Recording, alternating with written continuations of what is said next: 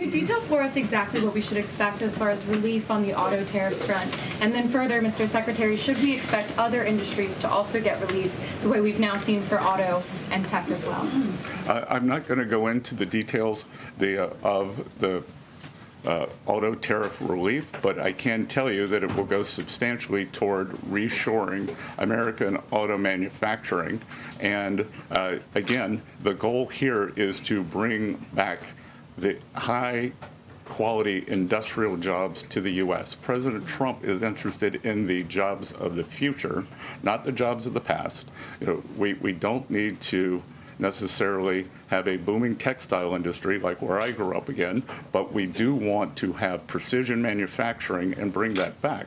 And another important, very important function of this that does not get talked about enough is national security.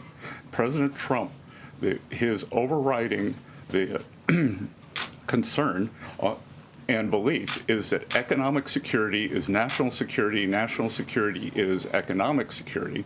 And we saw during COVID that our supply chains got cut off. And we need to bring back a lot of those supply chains, whether it's in semiconductors, medicines, the steel, and we have to onshore those. So it's a combination of making trade free and fair and remedying this gaping national security hole that he was left with. If I could, on China. I would just add, Megan, the president will sign the executive order on auto tariffs later today, and we will release it as we always do. Go ahead.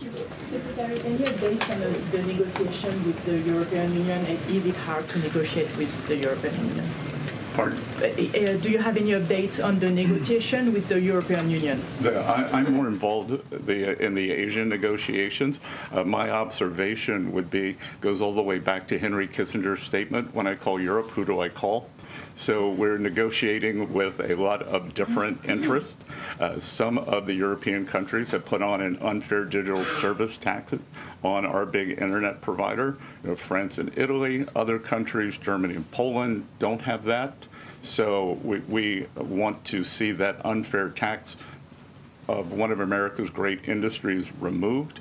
So it's going to be a give and take. So they have some internal matters to decide before they can engage in an external negotiation. Edward. Yeah, thanks, Caroline. Mr. Secretary, so contacts I have in the business community say that they're basically frozen for long-term investment because of the uncertainty around tariffs. How long do you think President Trump has to make a deal before there's damage to the economy? Look, I think that what we're seeing is that business leaders, they've gone into a pause, and I think we're going to give them great certainty on this tax bill.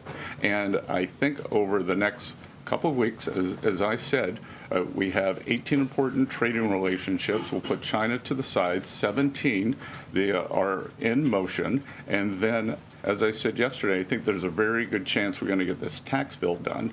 And the tax bill is going to be very powerful for domestic U.S. investment. So what we are going to do, one of the most powerful parts of President Trump's 2017 tax bill was full expensing of equipment.